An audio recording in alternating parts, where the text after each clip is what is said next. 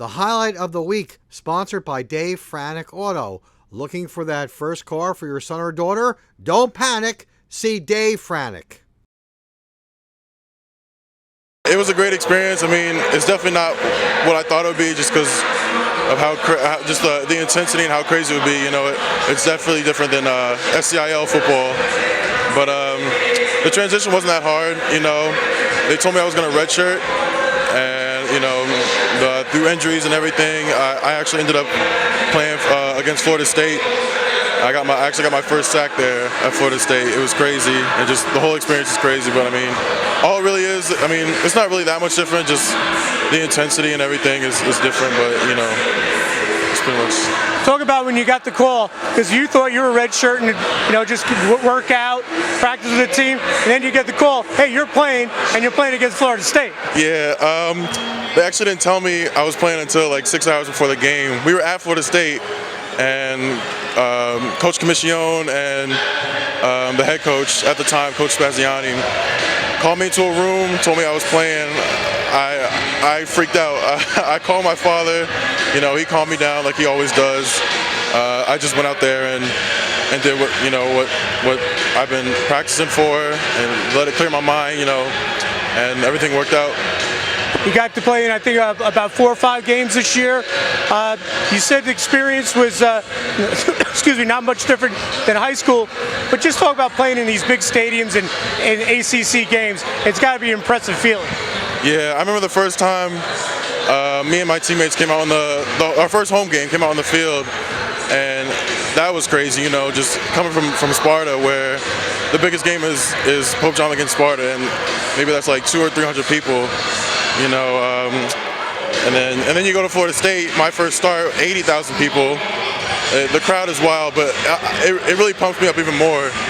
Just, you know, like whether or not you're at home. If you're at home, you want to like keep the crowd going. If you're away, you want to shut the crowd up. So, you know, it's fun. It's really fun. And obviously you got a great experience this year. You have a new coach, Coach Adazio, coming in. Were there any thoughts about you leaving? Have you met Adazio? Take us through that process. It's actually a funny story, because Temple was my first offer. So I've known Coach Adazio for a year before I even came to Boston College. So he's a great guy. He's a great coach. You know, the only thing I know to expect is intensity, because that man is I mean, the definition of intense. And he's bringing half of his coaching staff with us that I know some of them. So yeah, it's a great matchup. I'm very blessed to have them come back. What's the big goal for next year?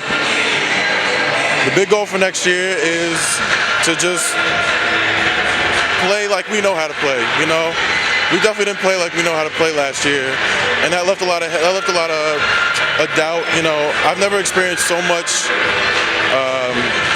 I don't know the word. I guess doubt. You know, and that really bugs me. That extremely bugs me, and I know it bugs my teammates.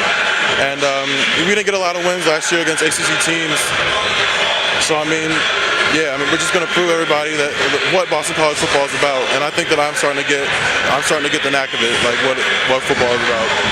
We talked about this when you made your decision to go to BC, how your sister Vanessa helped you with that process. Obviously, she's at Georgetown doing well. Did you talk to her during the season about playing D1 sports? I did talk to her. I actually talked to her, as well as my dad. I talked to him right before the Florida State game, you know, just them helping me out, because my sister talked about her first start, her first playing, and how she still is nervous. She's a senior, she's a captain there, and she's still nervous. And she told me that feeling's not going to go away, but, you know, once you get that feeling, you take that feeling and you use it. Like, you know, like, I mean, yeah, everybody's nervous going against like 80,000 fans and everything, but you know, she definitely calms me down. Unfortunately, you guys suffered a terrible tragedy at the beginning of the season. Your mom passed away, and you dedicated the season and everything after that to her by putting her birthday on your gloves. Just talk about that. Yeah, it was definitely sudden. You know, the whole thing about my mom was definitely sudden, but you know, people say everything happens for a reason. You know, she's definitely in a better place right now, and I think that it's definitely changed me as a person, made me a better person. You know, I'm always gonna miss my mom, but you know, she's always with me. Me and my family are closer because of it, and not just my Southern family, but you know, my grandparents and my mother's side of the family, we're all closer now. And yeah, I mean, tragedy happens, but you know, it's really how you react to it, and adapt to it. You know.